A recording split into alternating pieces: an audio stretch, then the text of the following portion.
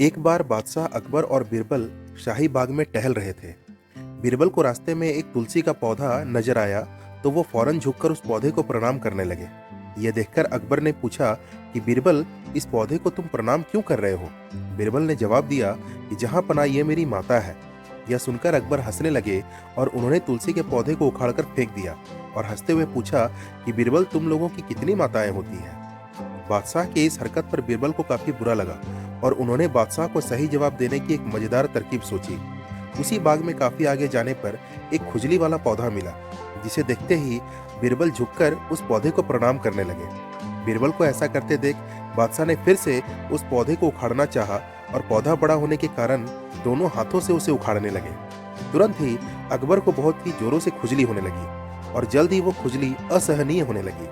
शरीर के जिस भी हिस्से को वो छूते वहां खुजली शुरू हो जाती। उन्होंने बोला कि बीरबल, ये क्या हो रहा है मुझे? तुरंत इसे ठीक करने का कोई उपाय बताओ। इस बार बीरबल ने हंसते हुए कहा कि जहां पना आपने मेरी माता को शायद नुकसान पहुंचाया, इसीलिए ये हो सकता है कि क्रोधित हो गए हो। यह सुनकर बादशाह के क्रोध की सीमा न रही, परंतु वे कर भी क्या सकते थे। उन्होंने कहा कि बीरबल, तुरंत इसका कोई समाधान निकालो। बीरबल ने जवाब दिया कि जहां पना आपके इस समस्या का समाधान तो हो जाएगा, लेकिन इसके लिए आपको हमारी एक और माता के पास जाना होगा और उनसे ही इसके समाधान हेतु आग्रह करना होगा। अकबर ने यह जल्दी करने को कहा। थोड़ी ही दूर पर एक गाय खड़ी थी। वहां पहुंचकर बीरबल ने कहा कि जहां पना ये भी हमारी माता है, इनके सामने नतमस्तक होकर विनती कीजिए कि ये आपको ठीक कर दे। अकबर ने ऐसा ही किया। कुछ देर पश्चात गाय ने गोबर दिया। बीरबल के कहने पर बादशाह ने वो गोबर खुजली वाले स्थान में लगा लिया और ऐसा करते ही तुरंत ही अकबर को खुजली से राहत मिल गई। लेकिन अब बादशाह गोबर से पूरी तरह लिपे हुए थे। उन्होंने कहा कि बीरबल, हम इस अवस्था में तो राजमहल लौट नहीं सकते, इसका भी कुछ उपाय करो।